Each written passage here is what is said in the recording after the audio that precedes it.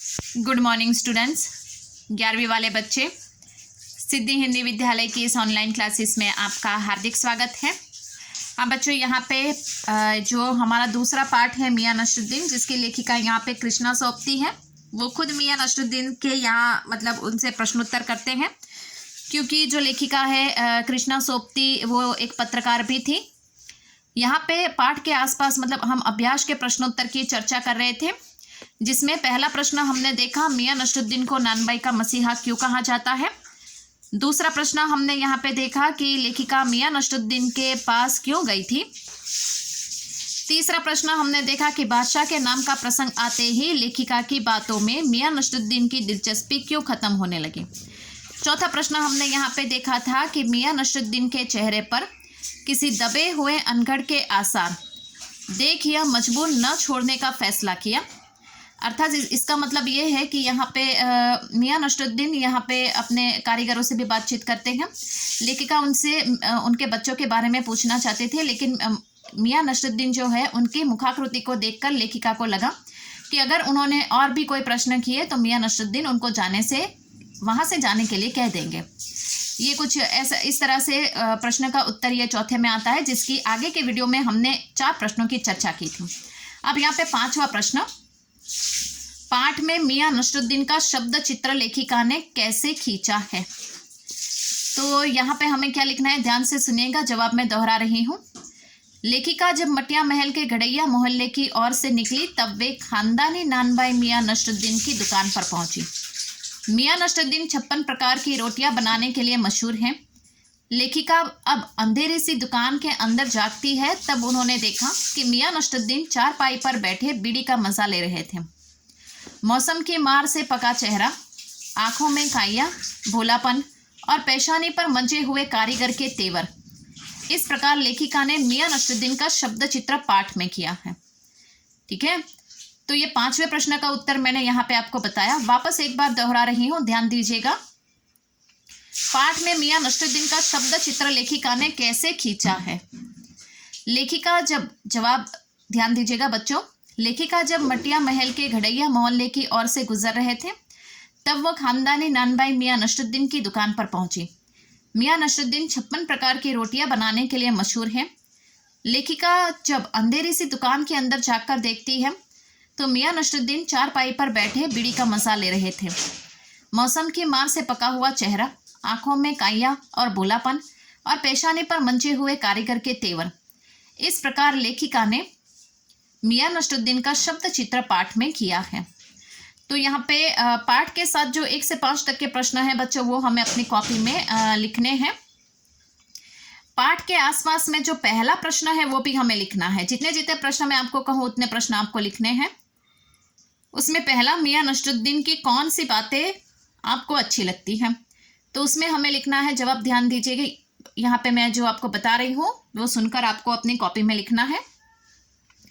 तो यहाँ पे मियां नसरुद्दीन की कौन सी बातें हमें अच्छी लगती, तो उसमें लिखना है कि वो अपने पेशे अर्थात वो अपने काम के प्रति पूर्ण रूप से समर्पित थे। मियां नसरुद्दीन नान बनाने के लिए मशहूर हैं। वे अपने इस पेशे को लेकर कला समझकर मन लगाकर वो सीखते हैं। लेखिका से भी वो बात करते हुए वे अपने काम पर ध्यान देते हैं। उनमें विश्वास का गुण गजब का दिखाई देता है। वे 56 प्रकार की रोटियां बनाने के लिए माहिर हैं। अपने यहाँ काम करने वाले उनके जो कारीगर हैं उनका शोषण नहीं करते, काम भी सिखाते हैं और वेतन भी देते हैं। वे तालीम को महत्व देते हैं, अर्थात हुनर सीखने के बाद उसे अच्छी तरह से विकसित भी करना। अब यहाँ पे वापस ये पहला प्रश्न है आपको, पाठ के आसपास में मियां नसरुद्दीन की कौन सी बातें आपको अच्छी लगी, ये प्रश्न आपको अपनी कॉपी में लिखना है। उसका जवाब मैं वापस दोहरा रही हूँ, ध्यान दीजिएगा। अपने पेशे के प्रति वो पूर्ण रूप से समर्पित थे। 56 प्रकार की रोटियां बनाने में माहिर थे। अलग अलग प्रकार के नान बनाने में मशहूर थे। वे अपने कला के प्रति मन लगाकर काम करते थे। लेखिका के साथ बात करते हुए भी उनका ध्यान अपने काम में ही था। उनमें आत्मविश्वास का गजब गुण ये दिखाई देता है। इसके साथ साथ वो अपने कारीगरों को सिखाते भी हैं और वेतन भी देते हैं। इतना ही नहीं, तालीम को वो महत्व देते हैं, अर्थात हुनर सीखने के बाद उसे अच्छी तरह से विकसित करना। तो दूसरा प्रश्न यहाँ पे आपको लिखना है, उसके बाद पहला प्रश्न, दूसरा प्रश्न की चर्चा हम करते हैं। तालीम की तालीम ही बड़ी चीज़ होती है। यहाँ लेखक ने तालीम शब्द को 2 बार प्रयोग क्यों किया है?